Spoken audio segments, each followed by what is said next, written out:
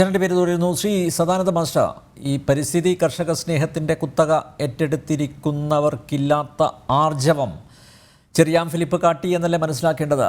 ഇപ്പം പാർട്ടി കൂറും അതുപോലെ പിണറായി ഭക്തിയും മൂലം സർക്കാരിൻ്റെ പരാജയത്തെപ്പറ്റി മിണ്ടാൻ ഇടതുമുന്നണിയിൽ തന്നെ ആരും ധൈര്യപ്പെടാതിരിക്കുമ്പോഴാണ് രാജാവ് നഗ്നനാണെന്ന് ചെറിയാൻ ഫിലിപ്പ് വിളിച്ചു പറഞ്ഞത്. അപ്പോൾ അദ്ദേഹം പറഞ്ഞത് അല്ലെങ്കിൽ അദ്ദേഹം എഴുതിയിരിക്കുന്നത്, രേഖപ്പെടുത്തിയിരിക്കുന്നത് വിശ്വാസയോഗ്യമല്ല എന്ന് കാണേണ്ടതുണ്ടോ?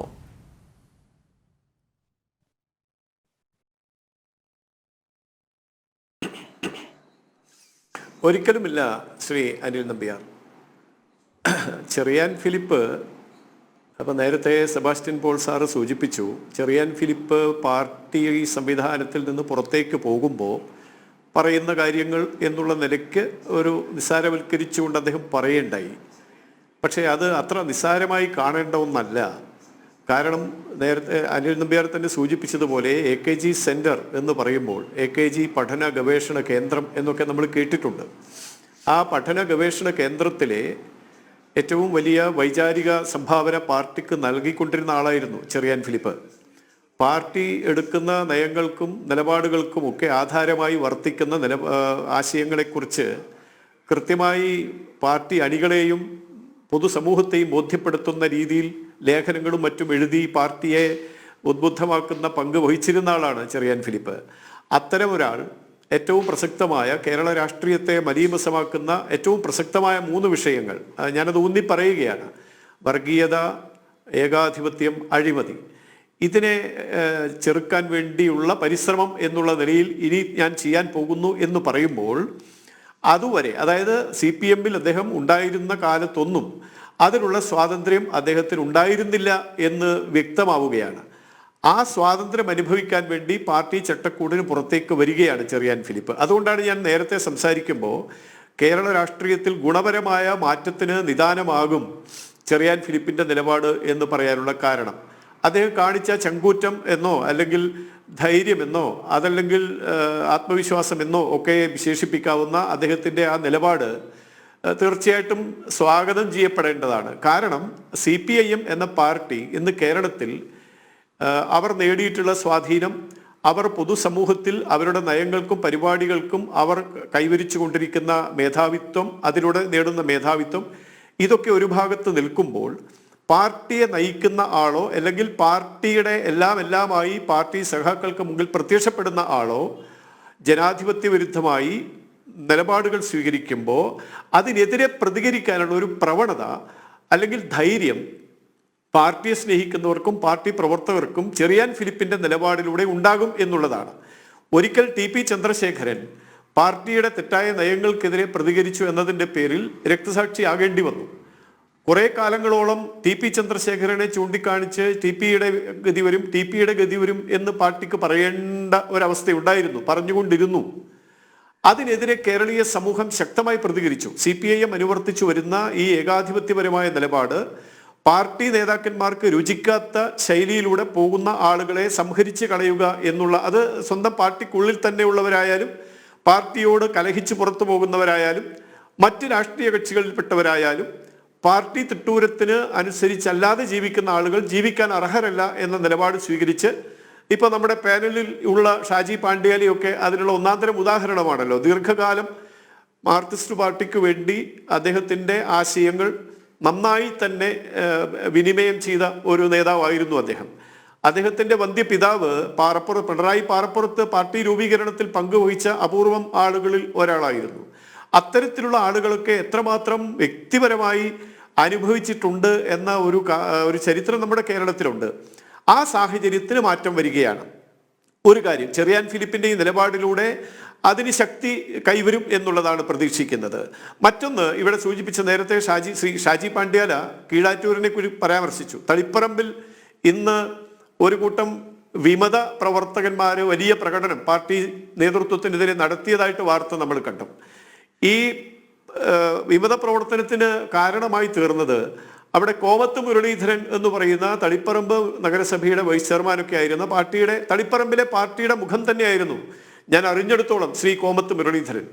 അദ്ദേഹം പാർട്ടി അംഗത്വം രാജിവെക്കുകയാണ്, അല്ലെങ്കിൽ പാർട്ടിയോട് ഇനി ഞാൻ സഹകരിക്കുന്നില്ല എന്ന് പറഞ്ഞ് പരസ്യമായി പുറത്തു പോവുകയാണ്. അദ്ദേഹം കീഴാറ്റൂർ സ്വദേശിയാണ്. ഓർക്കണം, നേരത്തെ ഇടതുപക്ഷ രാഷ്ട്രീയത്തെക്കുറിച്ചൊക്കെ ഷാജി പാണ്ഡ്യാല സംസാരിച്ചുവല്ലോ. ഈ ഇടതുപക്ഷ രാഷ്ട്രീയത്തിന്റെ ഏറ്റവും വൈകൃതം നിറഞ്ഞ ഒരു മുഖമാണ് കീഴാറ്റൂരിലെ സമരത്തിനെതിരെ CPIM സ്വീകരിച്ച നിലപാട്. ആ കീഴാറ്റൂർ സ്വദേശിയാണ് ഈ കോമത്ത് മുരളീധരൻ എന്ന് പറയുന്ന പാർട്ടി സഖാവ്.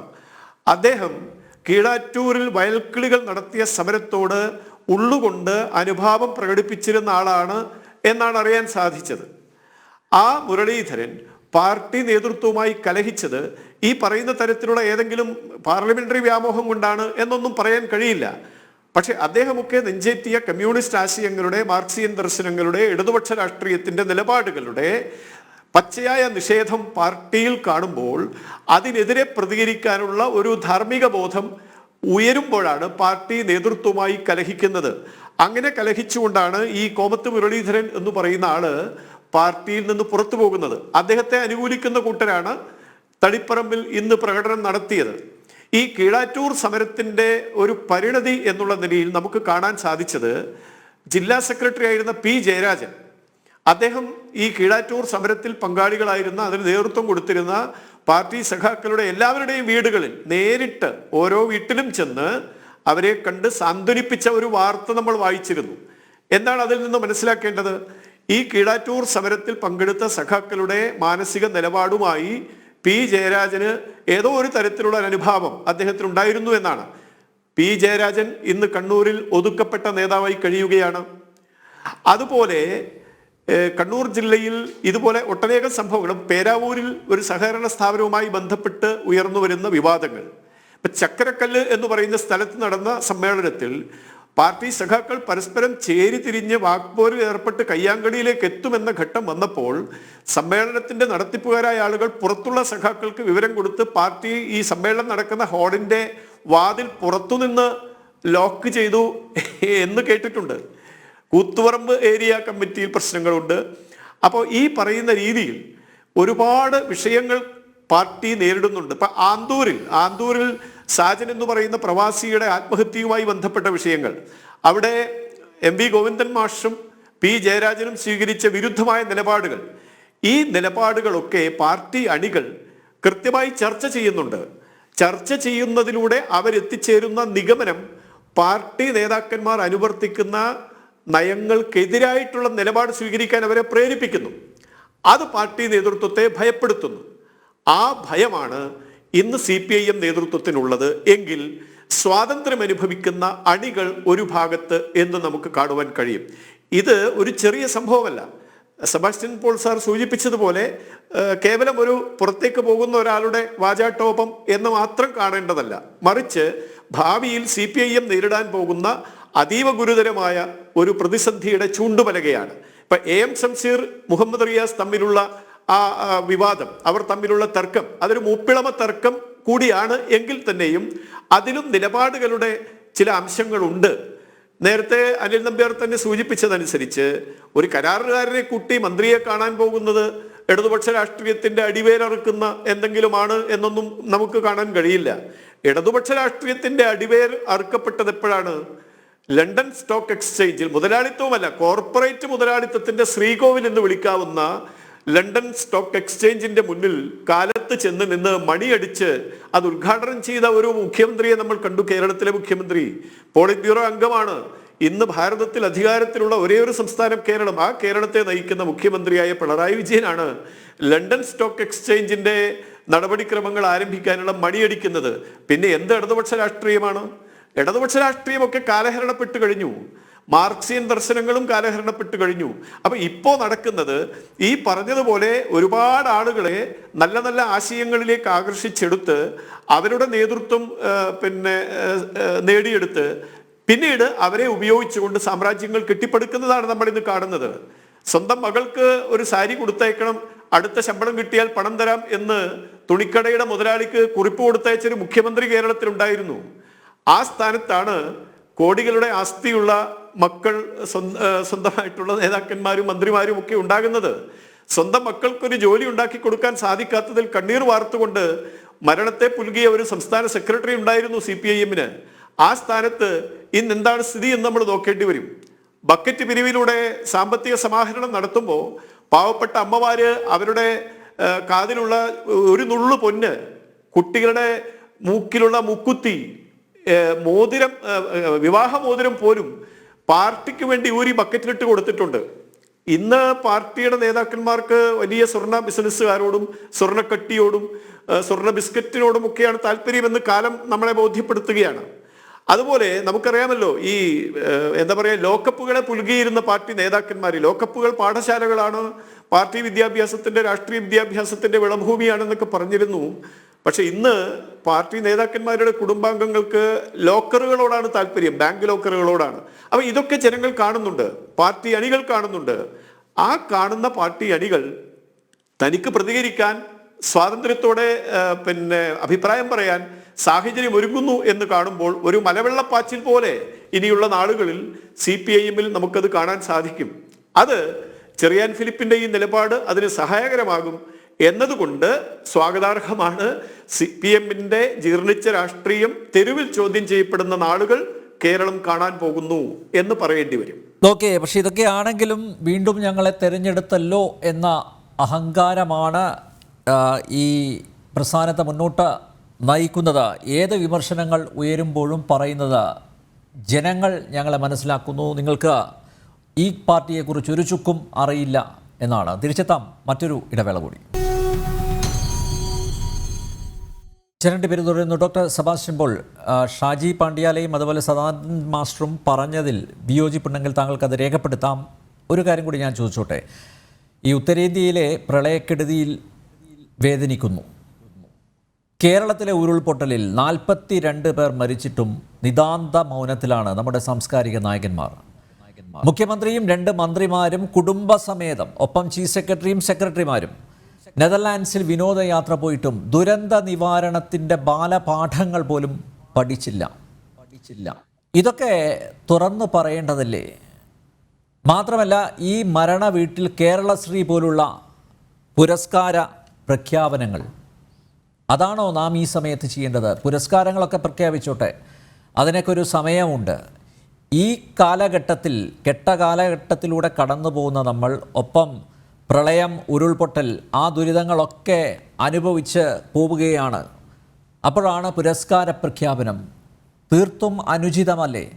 അപ്പോൾ ചെറിയാൻ ഫിലിപ്പ് എന്നല്ല, ആരും പ്രതികരിച്ചു പോവും. പക്ഷേ പാർട്ടിയുടെ ഈ ചട്ടക്കൂടിൽ നിന്നുകൊണ്ട് താങ്കളെപ്പോലുള്ളവർക്ക് പോലും പ്രതികരിക്കാൻ ആവുന്നില്ല. അപ്പോൾ അങ്ങനെ പ്രതികരിക്കുന്നവരുടെ പരാമർശങ്ങളെ നമ്മൾ ഗൗരവത്തോടെ കാണേണ്ടതല്ലേ? തിരുത്തേണ്ടിടത്ത് തിരുത്തുക തന്നെയല്ലേ ചെയ്യേണ്ടത്? അല്ല, അനിൽ നമ്പ്യാർ പറഞ്ഞ കാര്യങ്ങളൊക്കെ ശരി തന്നെയാണ്. ഞാൻ അതിനോടൊന്നും വിയോജിക്കുന്നില്ല. തെറ്റുകളുണ്ടാവും, പോരായ്മകളുണ്ടാവും, അനൗചിത്യങ്ങളുണ്ടാവും. അത് പിണറായി വിജയൻ ഭരിക്കുമ്പോൾ മാത്രമല്ല, ആര് ഭരിക്കുമ്പോഴും ഉണ്ടാകും. ഞാനിപ്പോൾ കേരളത്തിലെ കാര്യം പറയുമ്പോൾ എന്നാൽ നമുക്ക് കേന്ദ്രത്തിലെ കാര്യം പറഞ്ഞ് താരതമ്യം ചെയ്യാം. ഞാൻ അതിലേക്കൊന്നും പോകുന്നില്ല. ചർച്ച നടത്തേണ്ടത് അങ്ങനെയല്ല എന്ന് എനിക്കറിയാം. കാരണം കുറച്ച് ഇടവേളയ്ക്ക് മുമ്പ് അനിൽ നമ്പ്യാർ തന്നെ പറഞ്ഞല്ലോ, 2ാം വട്ടം തുടർച്ചയായി ജയിച്ചപ്പോൾ പിണറായി വിജയനെ അഹങ്കാരം ബാധിച്ചിരിക്കുന്നു എന്ന് പറഞ്ഞു. അതിന്റെ അടിസ്ഥാനം എന്ത് എന്ന് എനിക്ക് മനസ്സിലായില്ല. തുടർച്ചയായി ഭരണം കിട്ടുന്നത് ആദ്യമായി അല്ല ഡോക്ടർ സെബാസ്റ്റ്യൻ, അങ്ങനെയല്ല ഞാൻ ഉദ്ദേശിച്ചത്. അതായത് എന്ത് വിമർശനം വന്നാലും, ഇപ്പോൾ ഈ പ്രളയം അല്ലെങ്കിൽ ഇപ്പോൾ 42 പേർ മരണപ്പെട്ടു അല്ലേ, സർക്കാർ ഇടപെടുന്നില്ല, അല്ലെങ്കിൽ സർക്കാർ മുൻകരുതലുകൾ സ്വീകരിക്കുന്നില്ല. അതായത് നേരത്തെ തന്നെ മെറ്ററോളജിക്കൽ ഡിപ്പാർട്ട്മെൻറ്റ് നോട്ടീസ് കൊടുത്തിട്ടും, അല്ലെങ്കിൽ ഇത്തരം ഒരു ദുരന്തമുണ്ടാകുമെന്ന മുന്നറിയിപ്പ് നൽകിയിട്ടും അത് അവഗണിച്ചു എന്ന് വിമർശിക്കുമ്പോൾ അതിൽ പോലും രാഷ്ട്രീയം കാണുന്നു. അപ്പോഴാണ് ഈ അഹങ്കാരം പുറത്തു വരുന്നത്. അതായത് ഇതൊക്കെ ആയിട്ടും ഞങ്ങളെ വീണ്ടും കേരളത്തിലെ ജനങ്ങൾ തിരഞ്ഞെടുത്തു എന്ന ആ അഹങ്കാരം, അത് മതിക്കുകയല്ലേ ഈ സർക്കാരിനെ, ഈ ഭരണകൂടത്തെ, ഈ പാർട്ടിയൊക്കെ? പിണറായി വിജയന് 2ാം വിജയം നൽകിയത് അഹങ്കാരമാണെങ്കിൽ ആ തത്വം അതിൽ പൊതു തത്വമായിരിക്കണം. അത് നരേന്ദ്രമോദിക്കും ബാധകമാക്കണം. ഞങ്ങളാരും അങ്ങനെയല്ല കരുതിയത്. നരേന്ദ്രമോദിക്ക് ജനങ്ങൾ അംഗീകാരം നൽകി, അദ്ദേഹം വീണ്ടും അധികാരത്തിൽ വന്നു. ആ തത്വം കേരളത്തിലെ വോട്ടർമാർക്കും കേരളത്തിലെ തെരഞ്ഞെടുപ്പിനും ബാധകമാണ് എന്ന് മാത്രമേ ഞാൻ പറഞ്ഞുള്ളൂ. ഇവിടെ ഇപ്പോൾ ധാരാളം പോരായ്മകൾ ചൂണ്ടിക്കാണിച്ചു. ഞാൻ അതിലൊന്നും അസ്വസ്ഥനാകുന്നില്ല. കേരളത്തിൽ ഭരണം നടത്തുന്നത് CPM നേതൃത്വം നൽകുന്ന ഇടതുപക്ഷ മുന്നണിയാണ്. പോരായ്മകൾ ചൂണ്ടിക്കാണിക്കുക എന്നത് പ്രതിപക്ഷത്തിന്റെ ഉത്തരവാദിത്തമാണ്. ജനം TV ആണെങ്കിലും ആ ചർച്ചയിൽ പങ്കെടുക്കുന്നവരാണെങ്കിലും ആ പോരായ്മകൾ എവിടെയൊക്കെ കണ്ടെത്താൻ കഴിയുമോ അതെല്ലാം കണ്ടെത്തി പറയും. അതിലൊന്നും എനിക്ക് ആക്ഷേപമൊന്നുമില്ല. പക്ഷേ ചെറിയാൻ ഫിലിപ്പ്, അതാണ് നമ്മൾ ഇന്ന് ചർച്ചയുടെ വിഷയമായിട്ട് എടുത്തിരിക്കുന്നത്. ചെറിയാൻ ഫിലിപ്പ് ഇത്തരം കാര്യങ്ങളെ മുൻനിർത്തിയാണ് ഇടതുപക്ഷ ജനാധിപത്യ മുന്നണിയോടുള്ള സഹവാസം അവസാനിപ്പിച്ചത് എന്ന് ആത്മാർത്ഥമായി വിശ്വസിച്ചുകൊണ്ടാണ് അനിൽ നമ്പ്യാരും നമ്മുടെ ഷാജിയും സദാനന്ദൻ മാസ്റ്ററും ഒക്കെ ഈ കാര്യങ്ങൾ പറയുന്നതെങ്കിൽ അത് എന്നെ വല്ലാതെ അത്ഭുതപ്പെടുത്തുന്നുണ്ട്. അല്ല, അത് ഇപ്പോൾ ചെറിയാൻ ഫിലിപ്പ് താങ്കൾ പറഞ്ഞതുപോലെ, നേരത്തെ പറഞ്ഞതുപോലെ ഒരുപക്ഷെ ഈ പാർലമെൻ്ററി മോഹം അതൊരു ഘടകമായിരിക്കാം. പക്ഷേ എങ്കിലും ചെറിയാൻ ഫിലിപ്പിനെ പോലെ ഏത് വിഷയത്തിലും പ്രതികരിച്ചിരുന്ന ഒരു വ്യക്തി കഴിഞ്ഞ 2 പതിറ്റാണ്ടായി ഒരുപക്ഷെ CPMൻ്റെ സംരക്ഷണയിൽ അല്ലെങ്കിൽ തണലിലായതുകൊണ്ട് തന്നെയായിരിക്കാം അദ്ദേഹം ഒരുപക്ഷെ പ്രതികരണം വേണ്ടെന്ന് വച്ചത്. ഇത് ഒരുപക്ഷെ ഏറ്റവും ഒടുവിൽ ഈ രാജ്യസഭ സീറ്റ് നിഷേധിക്കപ്പെട്ടു. മാത്രമല്ല അദ്ദേഹത്തിന് ഖാദി ബോർഡിൻ്റെ വൈസ് ചെയർമാൻ പദവിയാണ് വെച്ച് നീട്ടിയത്. അതും ഒരുപക്ഷെ അദ്ദേഹത്തെ അസ്വസ്ഥപ്പെടുത്തിയിട്ടുണ്ടാകും. പക്ഷെ അതൊക്കെയാണെങ്കിലും അദ്ദേഹത്തിൻ്റെ ഫേസ്ബുക്ക് പോസ്റ്റിൽ കുറിച്ച 3 വിഷയങ്ങൾ, അത് നേരത്തെ സദാനന്ദൻ മാസ്റ്ററും ഞങ്ങളെല്ലാം അത് ആവർത്തിച്ചു കൊണ്ടിരിക്കുകയാണ്. ആ 3 വിഷയങ്ങളിൽ സന്ധി ചേരാത്ത ഒരു പാർട്ടിയാണ് CPM എന്ന് താങ്കൾക്ക് നെഞ്ചിൽ കൈവച്ച് പറയാൻ പറ്റുമോ? അഴിമതി, അതുപോലെ ഈ സ്വേച്ഛാധിപത്യം, ഏകാധിപത്യം, അതുപോലെ വർഗീയത, ഈ 3 വിഷയങ്ങൾ നമ്മുടെ പാർട്ടിയെ ബാധിക്കുന്നതല്ല, അല്ലെങ്കിൽ ഞങ്ങളുടെ സംഘടനാ സംവിധാനത്തെ ബാധിക്കുന്നതല്ല എന്ന് താങ്കൾക്ക് സത്യസന്ധമായി പറയാൻ പറ്റുമോ? അല്ല, എനിക്ക് നെഞ്ചിലും തലയിലും കൈവച്ച് ഒന്നും പറയേണ്ട കാര്യമില്ല. നമ്മൾ അഭിപ്രായം പറയുമ്പോൾ അഭിപ്രായം പറയും, സംസാരിക്കുമ്പോൾ സംസാരിക്കും. അതിന് എവിടെയും ആരുടെയും തലയിൽ തൊട്ടോ അല്ലെങ്കിൽ നെഞ്ചിൽ കൈവച്ചോ ആണയിടേണ്ട കാര്യമൊന്നുമില്ല. വർഗീയത, ഏകാധിപത്യം, അഴിമതി എന്നീ 3 കാര്യങ്ങളാണ് ഇപ്പോൾ ചൂണ്ടിക്കാണിക്കപ്പെടുന്നത്. അങ്ങനെ ഞാൻ അങ്ങോട്ട് തിരിച്ചു ചോദിച്ചുകൊള്ളട്ടെ, ഈ 3 ദോഷങ്ങളിൽ നിന്നും വിമുക്തമാണോ BJP? കേന്ദ്ര ഭരണം അത് നിങ്ങളുടെ കയ്യിലാണല്ലോ. ഈ 3 ദോഷങ്ങളിൽ നിന്നും സമ്പൂർണമായി വിമുക്തമാണ് ഞങ്ങൾ എന്ന് BJPക്ക് അവകാശപ്പെടാമെങ്കിൽ അവകാശപ്പെടുമായിരിക്കാം. അതിനെ ഖണ്ഡിക്കുന്നവർ ഇപ്പുറത്തുണ്ടാവും. അതുകൊണ്ട് CPM ആദർശയോഗ്യമായ രീതിയിൽ പ്രവർത്തിക്കുന്നു എന്ന് ഞാൻ പറഞ്ഞാൽ അതിനെ ഖണ്ഡിക്കുന്നവർ അപ്പുറത്തുണ്ടാകും.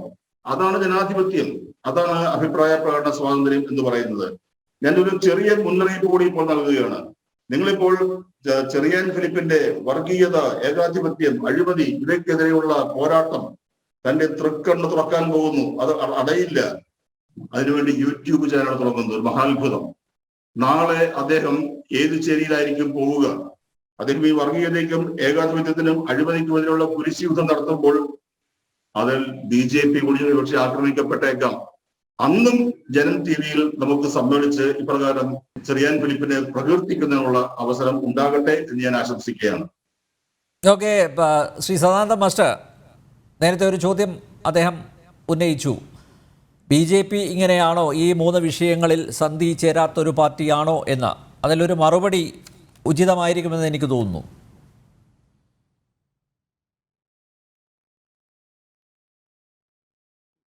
തീർച്ചയായിട്ടും സെബാസ്റ്റ്യൻ സാറിനെ പോലെയുള്ള വരിഷ്ഠരായ ആളുകൾ ഉന്നയിക്കുന്ന സംശയങ്ങൾക്ക് മറുപടി പറയേണ്ട ബാധ്യതയും നമുക്കുണ്ടല്ലോ.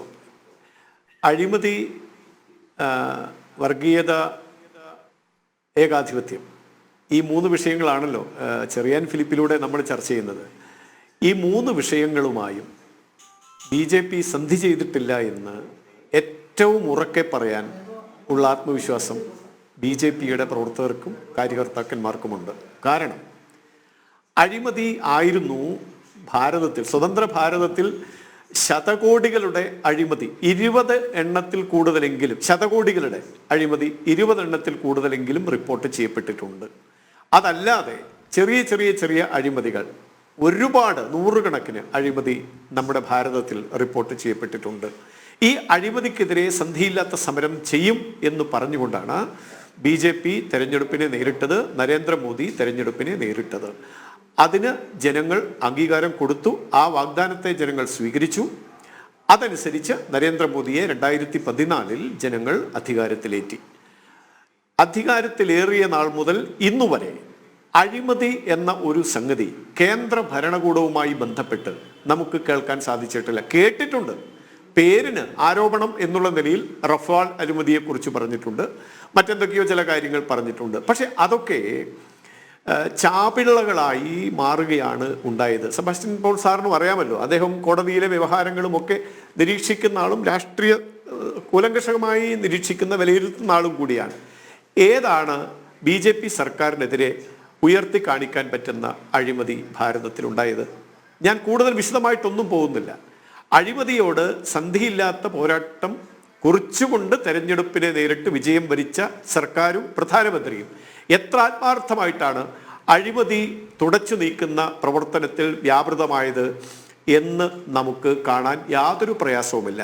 ഇനി വർഗീയതയെക്കുറിച്ച് പറയുകയാണെങ്കിൽ, ഭാരതീയ ജനതാ പാർട്ടി എന്ന രാഷ്ട്രീയ കക്ഷിക്കു നേരെ ചാർത്തിയ വർഗീയത എന്നുള്ള ആ പരിവേഷം, അത് ഈ നാടിൻ്റെ സംസ്കാരത്തോടും പാരമ്പര്യത്തോടും ചരിത്രത്തോടും ഈ നാട്ടിലെ ജനജീവിതത്തോടും പാർട്ടി പുലർത്തുന്ന പ്രതിബദ്ധതയുടെ പേര് ഒന്നുകൊണ്ട് മാത്രമാണ്. ഈ നാടിൻ്റെ സംസ്കാര തനിമ, ആ തനിമയെ ഉയർത്തിപ്പിടിച്ചുകൊണ്ടുള്ള ഒരു രാഷ്ട്രീയ ശൈലി പിന്തുടരുന്നു എന്നുള്ളത് കൊണ്ട് മാത്രമാണ് BJPയിൽ വർഗീയത ആരോപിക്കുന്നത്. ഈ പറയുന്ന രീതിയിലുള്ള വർഗീയത BJP കൊണ്ടു നടക്കുന്നു എങ്കിൽ ഡോക്ടർ സെബാസ്റ്റ്യൻ പോൾ സർ, അങ്ങയോട് വിനയപൂർവ്വം ഞാൻ ചോദിക്കുകയാണ്, ഭരണകൂടം എന്നുള്ള നിലയ്ക്ക് നരേന്ദ്രമോദി സർക്കാർ സ്വീകരിച്ച ഏതെങ്കിലും ഒരു വർഗീയ നിലപാടിനെ കുറിച്ച് അങ്ങേക്ക് പറയാമോ? അപ്പം പറയാം, CAA കുറിച്ച് പറയുന്നു, ഏക സിവിൽ കോഡിനെ കുറിച്ച് BJP സംസാരിക്കുന്നു. ഇതൊക്കെ പറഞ്ഞുകൊണ്ട് വേണമെങ്കിൽ നിങ്ങൾക്ക് പറയാം. പക്ഷേ ഏക സിവിൽ കോഡായാലും അയോധ്യ ക്ഷേത്ര നിർമ്മാണമായാലും BJPയുടെ രാഷ്ട്രീയ പ്രത്യയശാസ്ത്രത്തിന് അടിത്തറയായി വർത്തിക്കുന്ന ഇത്തരം നിലപാടുകൾ ഈ നാടിൻ്റെ സംസ്കാരവും ചരിത്രവും ജനജീവിതവുമായി ബന്ധപ്പെട്ടുള്ളതാണ് എന്ന് അങ്ങയുടെ തന്നെ അങ്ങയുടെ നേതാക്കന്മാർ എന്ന് പറയുമ്പോൾ എനിക്കറിയാം, അങ്ങൊരു സ്വതന്ത്ര രാഷ്ട്രീയക്കാരനാണ്, ഇടതുപക്ഷ സഹയാത്രികനാണ്. ഞാൻ അങ്ങയുടെ നേതാവ് അല്ലെങ്കിൽ അങ്ങയുടെ രാഷ്ട്രീയ പാർട്ടി എന്ന് ഉദ്ദേശിക്കുന്നത് കമ്മ്യൂണിസ്റ്റുകാരെ കുറിച്ചാണ്. കമ്മ്യൂണിസ്റ്റുകാരായിട്ടുള്ള നേതാക്കന്മാർ വരെ ഈ പറയുന്ന വിഷയങ്ങളിൽ BJPയുടെ ആശയത്തോട് ചേർന്ന് നിൽക്കുന്ന എത്രയോ സന്ദർഭങ്ങൾ ഉണ്ടായിട്ടുണ്ട്. അല്ലെങ്കിൽ ചേർന്ന് നിൽക്കാൻ അവർ നിർബന്ധിതരാണ്. കാരണം സമത്വത്തെക്കുറിച്ചും സാഹോദര്യത്തെക്കുറിച്ചും മാനവികതയെക്കുറിച്ചും പറയുന്ന ഒരു രാഷ്ട്രീയ പ്രത്യയശാസ്ത്രത്തിന് എങ്ങനെയാണ് പൊതുസമൂഹത്തിന് മുഴുവൻ ബാധകമായ ഒരു സിവിൽ നിയമത്തെ നിരാകരിക്കാൻ കഴിയുക? BJP അതാണ് ഉയർത്തിപ്പിടിക്കുന്നത്. അതാണ് BJPയുടെ വർഗീയതയെങ്കിൽ താങ്കൾ ആരോപിച്ചോളൂ, BJP വർഗീയ പാർട്ടിയാണ്. ഇനി പൗരത്വ നിയമത്തെക്കുറിച്ചാണെങ്കിൽ നമുക്കറിയാമല്ലോ, ബംഗ്ലാദേശിൽ കഴിഞ്ഞ ദിവസമാണ് ക്രൂരമായ നരഹത്യ നടന്നത്. ആ നരഹത്യ അനുഭവിച്ചത് ബംഗ്ലാദേശിലെ ന്യൂനപക്ഷ വിഭാഗങ്ങളാണ്. അത്തരം ആളുകൾക്ക് സംരക്ഷണം നൽകാൻ തയ്യാറാണ് ഭാരതം എന്ന പ്രഖ്യാപനമാണ് പൗരത്വ നിയമ ഭേദഗതിയിലൂടെ രാഷ്ട്രത്തിന് മുമ്പാകെ, ലോകത്തിന് മുമ്പാകെ BJP വെച്ചത്. അത് ആവശ്യപ്പെട്ടത് കോൺഗ്രസ് ആയിരുന്നു, CPIMന്റെ നേതാവ് യെച്ചൂരി ആയിരുന്നു. ഇതൊക്കെ യാഥാർത്ഥ്യമായിരിക്കെ പൗരത്വ നിയമത്തിൽ ഭേദഗതി വരുത്തിയത് മുസ്ലിം വിരുദ്ധമാണ് അല്ലെങ്കിൽ മറ്റെന്തെങ്കിലും ആളുകൾക്കെതിരാണ് എന്നൊക്കെ വാദിക്കുന്നത് കേവല രാഷ്ട്രീയം മാത്രമാണ്. BJPക്ക് നേരെ തൊടുത്തുവിടുന്ന വർഗീയത എന്ന ആരോപണവുമായി പുലബന്ധമില്ലാത്ത നിലപാടുകളായിട്ട് ഇതിനെ കാണാൻ സാധിക്കും. ഇനി ഏകാധിപത്യത്തെക്കുറിച്ചാണെങ്കിൽ സാറിന് അറിയില്ലെങ്കിൽ ഞാൻ പറഞ്ഞു തരാം. പാർട്ടി നടപ്പിലാക്കുന്ന ഓരോ നയങ്ങളും അല്ലെങ്കിൽ കേന്ദ്ര ഭരണകൂടം സ്വീകരിക്കുന്ന ഓരോ നയങ്ങളും അടിമുടി സംഘടനാപരമായ ചർച്ചയിലൂടെ, കൂട്ടായ്മയിലൂടെ രൂപപ്പെട്ടു വരുന്ന ആശയങ്ങളാണ്.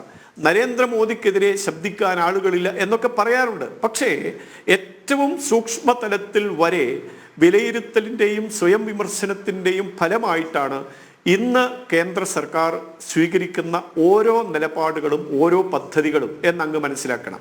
ഒരുപക്ഷെ എല്ലാ തരത്തിലും സമഗ്രമായ ഒരു നിരീക്ഷണം പ്രധാനമന്ത്രിയുടെ ഭാഗത്ത് നിന്നുണ്ട്. അദ്ദേഹം കേവലം ഒരു നാം കെ വാസ്തെ പ്രധാനമന്ത്രി അല്ല, പേരിനുള്ള ഒരു പ്രധാനമന്ത്രി അല്ല.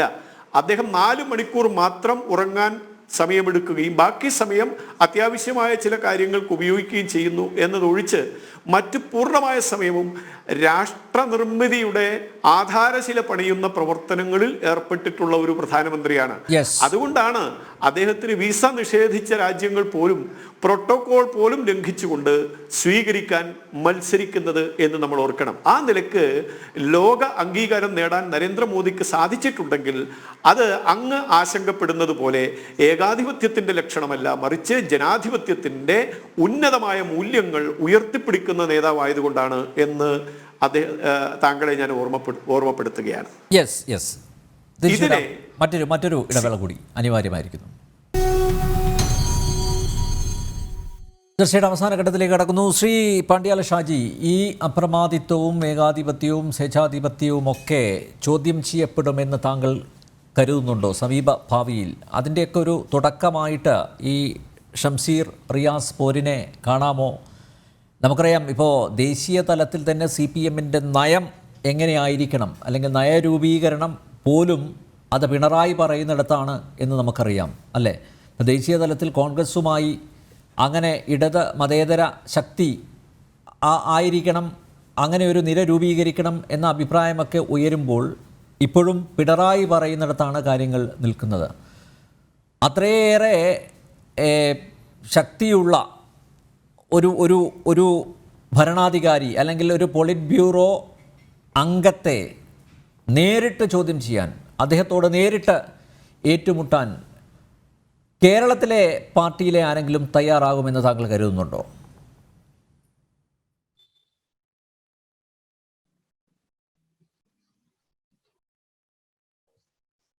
ഇതിലൊരു പ്രധാനപ്പെട്ട വിഷയം, ചോദ്യം ചെയ്യപ്പെടാതെ ഒരു ഏകാധിപതിയും അല്ലെങ്കിൽ അത്തരത്തിൽ മാനസികാവസ്ഥയുള്ളവരാരും തന്നെ കാലയവധികളും മറഞ്ഞു പോയിട്ടില്ല. ഇത് മറഞ്ഞു പോവുക എന്നത് ചരിത്രത്തിൻ്റെ അനിവാര്യതയാണ്. അത്തരം ഒരു അനിവാര്യതയെ ലംഘിക്കാൻ മാത്രമുണ്ടാകുന്ന ബൗദ്ധികമോ മറ്റെന്തെങ്കിലും ശേഷിയോ ഉള്ള ഒരാളാണ് ഈ കേരളത്തിലെ മുഖ്യമന്ത്രി എന്നുള്ളൊരു അഭിപ്രായമൊന്നും എനിക്കില്ല. അങ്ങനെ ഒരു അഭിപ്രായമില്ല. കാരണം അതിനു മാത്രമുള്ള കോപ്പുകളൊന്നും തന്നെ വാസ്തവത്തിൽ അദ്ദേഹത്തിനുമില്ല. നിലനിൽക്കുന്നൊരവസ്ഥയിൽ ദേശീയ രാഷ്ട്രീയത്തിനകത്ത് അദ്ദേഹത്തിൻ്റെ പാർട്ടിക്കുമില്ല. പിന്നെ അദ്ദേഹത്തിൻ്റെ പാർട്ടിയുടെ ഒരു പരിമിതി എന്ന് പറയുന്നത്, പരിമിതി എന്നല്ല, അതിൻ്റെ ഗർഭം തന്നെ ശരിക്ക് നമ്മൾ പലപ്പോഴും തന്നെ ഇത്തരം സംഭവങ്ങളൊന്നും അന്വേഷിക്കുകയോ പഠിക്കുകയോ ചെയ്യാത്തത് കൊണ്ടാണ്. ബംഗാളിൽ നിന്ന് ഇന്ത്യൻ സ്വാതന്ത്ര്യ സമരത്തിൻ്റെ ഭാഗമായി ബംഗാളിൽ ഏറ്റവും ഗംഭീരമായ സമരം നടത്തിയിരുന്നത് വാസ്തവത്തിൽ അനുശീലൻ സമിതിക്കാരായിരുന്നു. ഈ അനുശീലൻ സമിതിയിൽപ്പെട്ടിരിക്കുന്ന കലാപകാരികളായിരിക്കുന്ന ആളുകളെ അറസ്റ്റ് ചെയ്തിട്ട് മഹാഭൂരിപക്ഷം പേരെയും താമസിപ്പിച്ചത് കണ്ണൂർ സെൻട്രൽ ജയിലിലായിരുന്നു. ഈ കണ്ണൂർ സെൻട്രൽ ജയിലിൽ താമസിക്കപ്പെട്ടിരിക്കുന്നവരുമായി അന്ന് കേരളത്തിൽ ഉണ്ടായിരിക്കുന്ന കോൺഗ്രസ് സോഷ്യലിസ്റ്റ് പാർട്ടിയിൽപ്പെട്ടിരിക്കുന്നവർക്കുണ്ടായ സംവാദങ്ങളിലൂടെയാണ് ബ്രിട്ടീഷ് വിരുദ്ധ മാനസികാവസ്ഥയുടെ പുതിയ രാഷ്ട്രീയ ബോധം അഥവാ ഗാന്ധിയൻ പൊളിറ്റിക്സിനെതിരായി വരുന്നൊരു പുതിയ രീതി ഇതിനകത്ത് രൂപപ്പെട്ടു വരുന്നത്. ഈ അനുശീലൻ സമിതിയുടെ കൃത്യമായ പ്രോഡക്റ്റ് ആയിരുന്നു വാസ്തവത്തിൽ എം എൻ റോയ്. അനുശീലൻ സമിതിയാവട്ടെ ഇന്ത്യയിലെ അതിശക്തമായിരിക്കുന്ന ഒരു ഹൈന്ദവ രാഷ്ട്രീയത്തിൻ്റെ സ്വാധീനവും അതിനകത്തുണ്ടായിരുന്നു. ഇത് താല്പര്യമുള്ളവരുണ്ടെങ്കിൽ അവർക്ക് ഞാനൊരു പുസ്തകം ശുപാർശ ചെയ്യാം. NC ശേഖറിൻ്റെ ഞാൻ വായിച്ചിരിക്കുന്ന ആത്മകഥകളിൽ ഏറ്റവും ഗംഭീരമായിരിക്കുന്ന ഒരൊറ്റ ആത്മകഥയെ വായിച്ച ആത്മകഥ NC ശേഖറിൻ്റെ അഗ്നിവീഥികൾ എന്ന ആത്മകഥയാണ്. ഈ ആത്മകഥ വായിച്ചു നോക്കിയാലാണ് അനുശീലൻ സമിതിയും കേരളത്തിലെ കമ്മ്യൂണിസ്റ്റ് പാർട്ടിയും ഇന്ത്യയിലെ കമ്മ്യൂണിസ്റ്റ് പാർട്ടിയും തമ്മിലുണ്ടായിരിക്കുന്ന രാഷ്ട്രീയമായ ബന്ധത്തിന്റെ അന്തർധാര എന്താണെന്ന് കൃത്യമായിട്ട് നമുക്ക് ഉൾക്കൊള്ളാൻ പറ്റുക, അല്ലെങ്കിൽ മനസ്സിലാക്കാൻ കഴിയുക. ഇതിന്റെ രാഷ്ട്രീയ സ്വാധീനത്തിന്റെ പ്രകടീകരണമായിരുന്നു നമ്മുടെ പഴയ ഇന്ത്യൻ പാർലമെന്റിനകത്തെ സ്പീക്കറായിരുന്ന സോമനാഥ് ചാറ്റർജിയുടെ അച്ഛൻ ഹിന്ദു മഹാസഭയുടെ നേതാവായി പിന്നീട് രംഗത്ത് വരികയും ചെയ്യുന്നത്.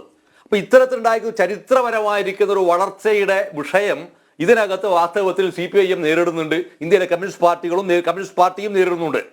ഈ നേരിടുന്നൊരവസ്ഥയെ എങ്ങനെ മുറിച്ചു കടക്കണമെന്നുള്ള ഗൗരവമേറിയിരിക്കുന്ന ചർച്ചകൾക്ക് പകരം അത്തരത്തിലുള്ള ചർച്ചകളുടെ ലക്ഷണങ്ങൾ പോലും ഇല്ലാതെ സത്യത്തിൽ അതാണ് ഞാൻ നേരത്തെ പറഞ്ഞത്, നരേന്ദ്രമോദി എന്ന ഇന്ത്യൻ പ്രധാനമന്ത്രിയും പിണറായി വിജയൻ എന്ന് പറയുന്ന കേരളത്തിലെ മുഖ്യമന്ത്രിയും തമ്മിൽ ഉണ്ടായിരിക്കേണ്ട വ്യവസ്ഥാപിതമായ രീതിയിൽ പറയേണ്ടിയിരിക്കുന്ന അല്ലെങ്കിൽ വിശദീകരിക്കേണ്ടുന്ന ഒരു വ്യവച്ഛിന്നമായ ഒരു രാഷ്ട്രീയമുണ്ട്. ഈ രാഷ്ട്രീയത്തിന് പകരം നിതിൻ ഗഡ്കരി എന്നെ പ്രകീർത്തിച്ചു കഴിഞ്ഞാൽ നല്ലത് പറഞ്ഞാൽ ഞാനത് പറയേണ്ടതില്ലല്ലോ, തിരിച്ചത് വേണ്ട എന്ന് പറയണമോ എന്ന് പാർട്ടിയുടെ വലിയ പൊതുയോഗ വേദിയിൽ പോലും പ്രസംഗിക്കുന്ന ഒരു പോളിറ്റ് ബ്യൂറോ മെമ്പർ കൂടിയായിരുന്നു വാസ്തവത്തിൽ ഈ പറയുന്ന കേരളത്തിലെ മുഖ്യമന്ത്രി. ഇതിനെ ഇങ്ങനെ ലളിതവൽക്കരിക്കേണ്ടതെന്നല്ല വിഷയം. ഇനി ഇവിടെ ഞാൻ തിരിച്ചൊരു സംഭവം ചോദിക്കുകയാണ്, വളരെ നെഗറ്റീവായ സംഭവം ഞാൻ പറയുകയാണ് ഇതിനകത്ത്. ഇപ്പം ലക്കിപ്പൂറിൽ നടന്നിരിക്കുന്ന കർഷക സമരത്തിന് നടന്നിരിക്കുന്ന ഒരു ജീപ്പിന്റെ ആക്രമണം നടന്നിട്ട് ആളുകൾ മരിച്ചല്ലോ. ഞാൻ ആ സംഭവത്തെ ഒരിക്കലും ന്യായീകരിക്കുന്നത്, ഞാൻ അതിശക്തമായി എതിർക്കുന്ന ആളാണ്, വിയോജിക്കുന്ന ആളാണ്, ജനാധിപത്യ വിരുദ്ധമാണത്. പക്ഷേ കീഴാറ്റൂരിൽ എന്ന് പറയുന്ന തൊട്ടപ്പുറത്ത് വരുന്ന സ്ഥലത്ത് പഴയ ജില്ലാ സെക്രട്ടറി ആയിരിക്കുന്ന പി ജയരാജന്റെ വാഹനം തടയാൻ ശ്രമിച്ചു എന്ന ആരോപണം ഉന്നയിച്ചിട്ടാണ് ഷുക്കൂർ എന്ന് പറഞ്ഞൊരു കുട്ടീനെ എറിഞ്ഞു കൊന്നത്. നിന്ന് അതെന്താ മറന്നു പോകുന്നത്? അപ്പൊ നാം വിശദീകരിക്കുകയോ എതിർക്കുകയോ ചെയ്യുന്ന സംഭവങ്ങൾ കൂടെ നമുക്ക് വേണ്ട രീതിയിൽ ഉപയോഗിക്കാനല്ല വേണ്ടത്. ജനാധിപത്യം എന്ന സംഭവത്തിന്റെ സ്ഫുലിംഗം എവിടെ നിഷേധിക്കപ്പെടുന്നുവോ ആ നിഷേധിക്കപ്പെടുന്ന സ്ഥലത്ത് ജനാധിപത്യത്തിനായി സമരം ചെയ്യാനുള്ള ഒരു തീഷ്ണതയും തീവ്രതയും കാണിക്കുമ്പോൾ മാത്രമാണ് അവിടെ യഥാർത്ഥത്തിൽ ജനാധിപത്യ രാഷ്ട്രീയം ഉണ്ടാകുന്നത്. ഈ രാഷ്ട്രീയമില്ലാത്തതിന്റെ ഫലവും കൂടിയാണ് ഇടത് രാഷ്ട്രീയ പ്രസ്ഥാനം നേരിടുന്ന പൊതുപ്രതിസന്ധികൾക്കകത്ത് ദേശീയ രാഷ്ട്രീയത്തിനകത്ത് കോൺഗ്രസ് പാർട്ടിയുമായി യോജിച്ചു പോവാതെ ഈ പ്രതിസന്ധിയെ മുറിച്ചു കിടക്കാൻ അസാധ്യമാണ് എന്ന ഒരു നിരീക്ഷണമോ ഒരു നിഗമനമോ ബംഗാളിൽ നിന്നുള്ള പാർട്ടി സഖാക്കൾ പോലും പറയുന്ന സമയത്ത് അതിനെ തികച്ചും ഘടകവിരുദ്ധമായ, അതിനെ നെഗറ്റ് ചെയ്യുന്ന മറ്റൊരു പാരയുമായി ചിന്തക്കകത്ത് കേരളത്തിലെ മുഖ്യമന്ത്രി ഒരു ലേഖനം എഴുതുന്നത്. ഈ ലേഖനം ചർച്ച ചെയ്യാൻ തീരുമാനിക്കുമ്പോഴാണല്ലോ ആസ്ഥാന മന്ദിരത്തിനകത്ത് അന്തപുരത്ത് കൃത്യമായി ജോലി ചെയ്തിരിക്കുന്ന ചെറിയാൻ ഫിലിപ്പ് എന്നയാൾ അവിടെ നിന്ന് പാർട്ടിയുമായുള്ള ബന്ധം വിച്ഛേദിക്കാൻ തീരുമാനിച്ചു എന്ന് പത്രവാർത്തകളാണ്, എനിക്കറിയില്ല. എന്തായാലും അദ്ദേഹം CPI-യുമായുള്ള ബന്ധം വിച്ഛേദിക്കാൻ തീരുമാനിച്ചിരിക്കുന്നു എന്നാണ് മനസ്സിലാവുന്നത്. ഇങ്ങനെ വരുന്നൊരു ചിത്രം ഉണ്ടാകുമ്പോൾ അഖിലേന്ത്യാ രാഷ്ട്രീയത്തിനകത്ത് CPIM കൈയാളുന്ന രാഷ്ട്രീയത്തിന് അപ്രസക്തമായ ഒരു സംഭവത്തിന്റെ ഭാഗമായി വീണ്ടും ഇദ്ദേഹം നിൽക്കുകയാണ്. ഈ നിൽക്കുന്നതിന്റെ ഘടനയും സ്വഭാവവും കൃത്യമായിട്ട് ആർക്കും മനസ്സിലാവും. CPIM-നകത്ത് പ്രവർത്തിക്കുന്ന മറ്റ് പല സഖാക്കൾക്കും മനസ്സിലാവുമ്പോൾ അവരുടെ സ്വാധീനത്തിന്റെയും ഭാഗവും കൂടിയായിരിക്കാം ചിലപ്പോ മുഹമ്മദ് റിയാസ് എന്ന് പറയുന്ന കേരളത്തിലെ മന്ത്രിക്കെതിരായി അല്ലെങ്കിൽ മന്ത്രിയുടെ ഒരു നിലപാടുകൾക്കെതിരായി തലശ്ശേരിയിൽ നിന്നുള്ള ഒരു MLA പരസ്യമായൊരു പ്രസ്താവന നടത്തുന്നത്. അതുകൊണ്ട് ഇത് കേവലമായിരിക്കുന്ന ഒരു പ്രതിഷേധത്തിന്റെ പ്രസ്താവനയല്ല, മറിച്ച് വളരെ ഗൗരവതരമായി CPIM-നകത്ത് രൂപം കൊള്ളുന്ന പ്രതിസന്ധികളുടെ പ്രശ്നവും കൂടിയാണ്. അതിലൊരു കാര്യം കൂടി ഞാൻ പറയാം. പെട്ടെന്ന് തൃശ്ശൂരിൽ നടന്നിരിക്കുന്ന CPM-ന്റെ കഴിഞ്ഞ സംസ്ഥാന സമ്മേളനത്തിനകത്ത് ഈ ഷംസീർ എന്ന് പറയുന്ന തലശ്ശേരിയിലെ ഇപ്പോഴത്തെ MLA പാർട്ടി ഭരണഘടനയും പാർട്ടി പരിപാടിയും വായിക്കണമെന്ന് സീതാറാം യെച്ചൂരി പറഞ്ഞതായുള്ള വാർത്ത അന്നത്തെ പ്രധാനപ്പെട്ട എല്ലാ പത്രങ്ങളിലും വിഷ്വൽ മീഡിയയിലും വാർത്തയായി വന്നിരുന്നു. പക്ഷേ അത്തരത്തിലുള്ള ഒരാളെ പാർട്ടി സംസ്ഥാന കമ്മിറ്റിയിൽ എടുക്കില്ല എന്ന് സാമാന്യമായിട്ട് എല്ലാവരും ആലോചിക്കുന്നതാണ്. പക്ഷേ ഈ പറയുന്ന സാക്ഷാൽ സീതാറാം യെച്ചൂരിയെ ഇരുത്തിക്കൊണ്ട് തന്നെ അവതരിപ്പിച്ചിരിക്കുന്ന പാർട്ടി സംസ്ഥാന കമ്മിറ്റിയുടെ അംഗത്വത്തിനകത്ത് ഈ പറയുന്ന സാക്ഷാൽ AM ഷംസീറിനെ സംസ്ഥാന കമ്മിറ്റി അംഗമായി അവരോധിക്കുകയാണ് ചെയ്തത്. അതിനർത്ഥം നിന്റെ സെൻട്രൽ കമ്മിറ്റിയും നിന്റെ പോളിറ്റ് ബ്യൂറോ ഒന്നും എന്റെ അടുത്ത് ചെലവാവില്ല എന്ന പ്രഖ്യാപനവും കൂടിയാണത്. സമയപരിമിതി കൊണ്ട് ഞാൻ ഇടപെടുകയാണ്. ഈ വിഷയത്തിൽ തുടർ ചർച്ച നമുക്ക് നടത്താം. എന്തായാലും ചെറിയാൻ ഫിലിപ്പിനുണ്ടായ മാനസാന്തരം എത്ര പേർക്കുണ്ടാവും, പക്ഷേ പലർക്കും നേരത്തെ ഇവിടെ ചൂണ്ടിക്കാണിക്കപ്പെട്ടതുപോലെ തുറന്നു പറയാൻ മടിയാണ്. അത് തന്നെയാണ്, അതായത് ഭയപ്പെടുത്തി കീഴ്പ്പെടുത്തുക, ആ ഒരു നയം തന്നെയാണ് ഞങ്ങൾക്കൊന്നും ഒരു ചുക്കും അറിയാത്ത പാർട്ടിയുടെ ശക്തിയായി മാറുന്നത്. ജനറൽ ഡിബേറ്റ് ഇവിടെ പൂർണ്ണമാകുന്ന ചർച്ചയിൽ പങ്കെടുത്ത എല്ലാ അതിഥികൾക്കും നന്ദി, ഒപ്പം പ്രേക്ഷകർക്കും.